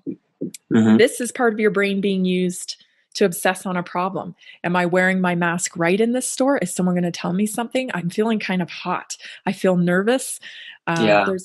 And so it right away, part of your thinking is being occupied. You're definitely right. It's like a pebble in your shoe. Yes. You're just not 100% the way you would be if you weren't didn't there. have it on. Right. Yeah. Yeah.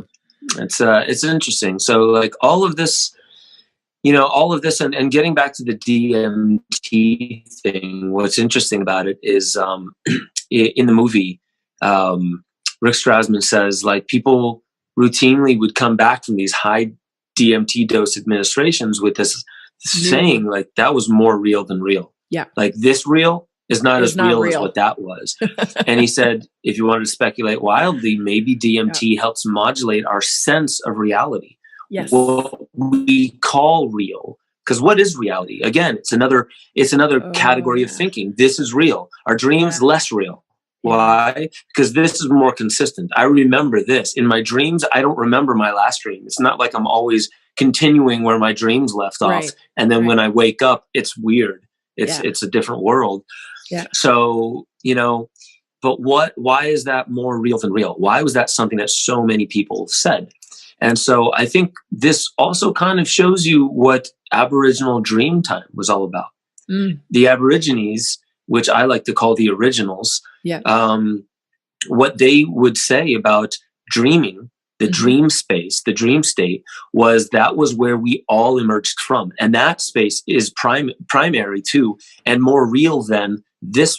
This is the illusion, and we are being convinced of the illusion, and we're forgetting the malleability and the infinite nature of reality. So I'm smiling because I had that thought when I was very little. Really? And I kind of scared myself. Like I might have been 6 or 8. And I had the thought that what if my dreams are actually my life and my life is actually my dream? It comes from this idea of continuity. How do you know this one's more real? Oh, because of continuity. Well, where did we come up with the idea that continuity equates to reality? There's no continuity in your dreams. Most of the time. Far less. Yeah, I've had reoccurring dreams.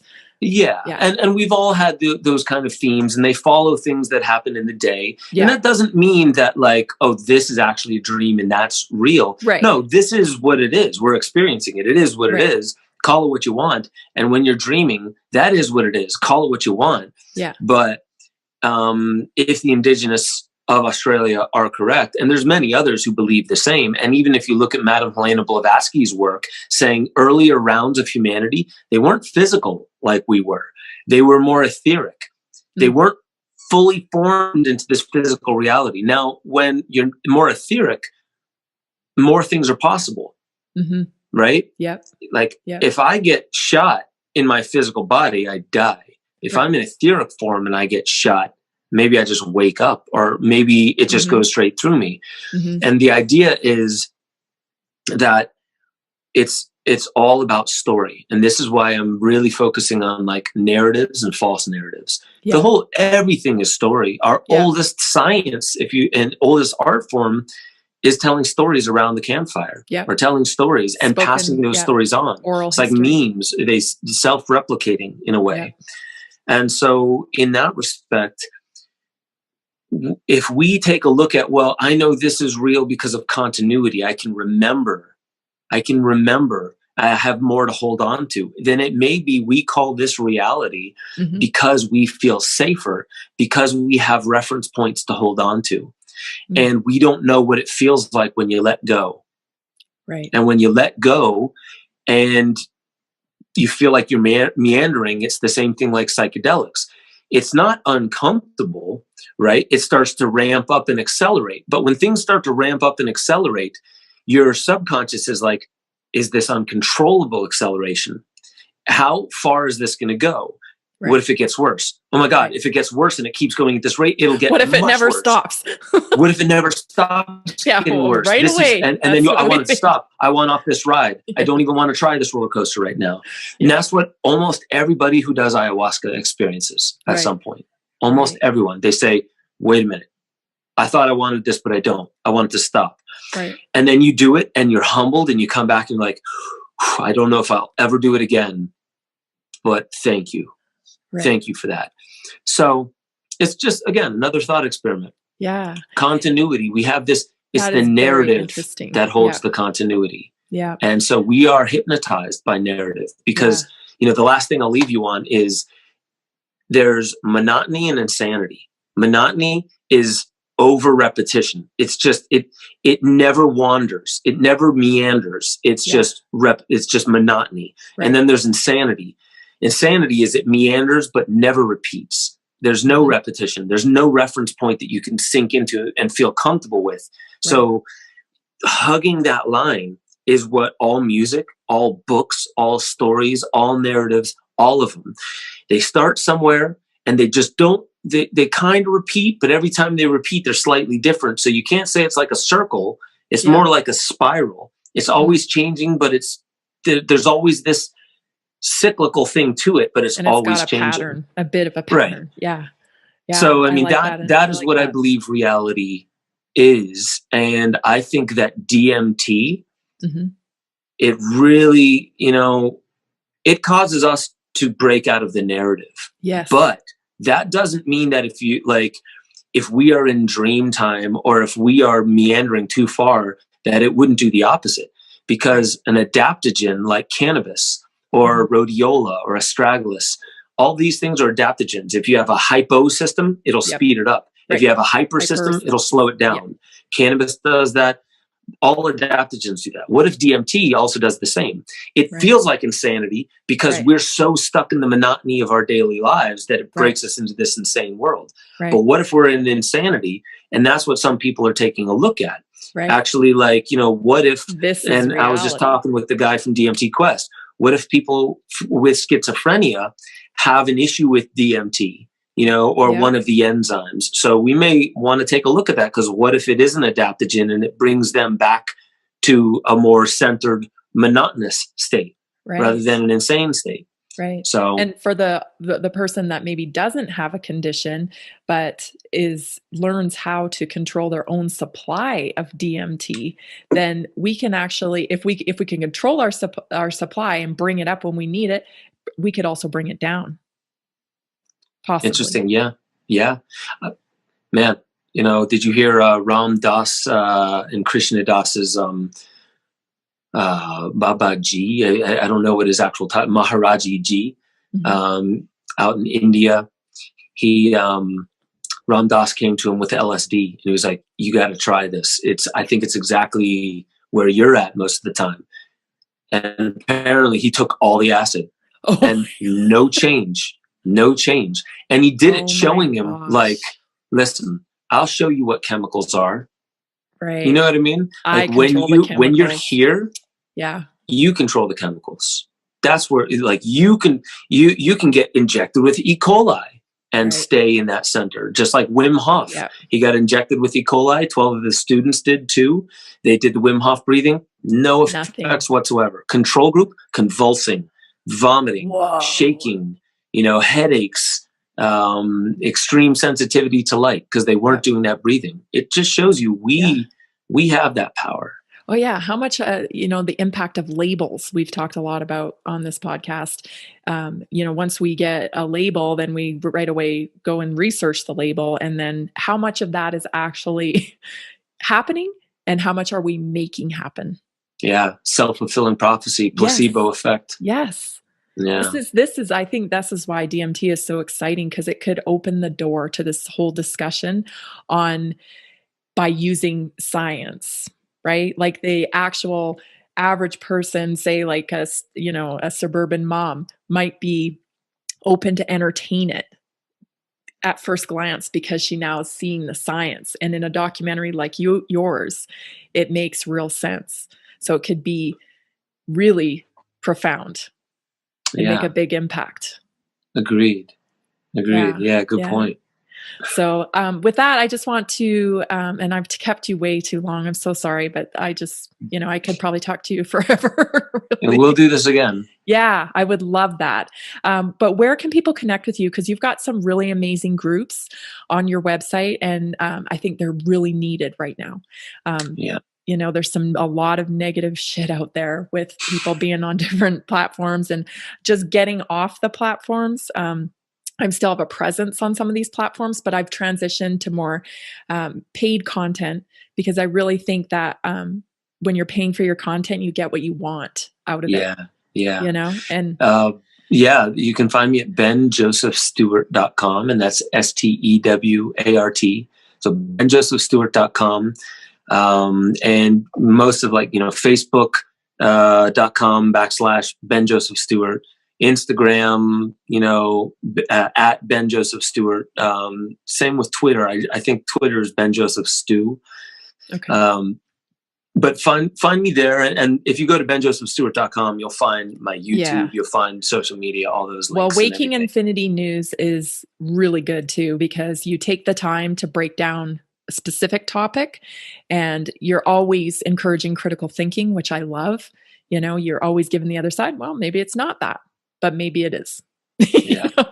And you don't hear that anymore anywhere. In fact, some of our major news sources are telling us there isn't two sides to a story anymore. Right. Yeah. So it's a great introduction for somebody that wants to still, because I don't think it's good to just completely unplug and stay with your biases. So I think Waking Infinity News is a perfect place to land right now, where you can take specific subjects, because I'm speaking from experience, because this is what I'm doing, and taking in that topic, and then really learning again that and checking yourself that you are critically thinking. Yeah. Thank you. Thank you. Yeah. Thank you for that. That's what I'm going for with that show. So everyone go watch some Waking Infinity News and hit me up. Let me know what you think about it. I also do deeper dives. Right now they're on Patreon, but eventually I just started up memberships on my website, and so that's where most people are heading, where they realize cancel culture is too hot and present. Yep.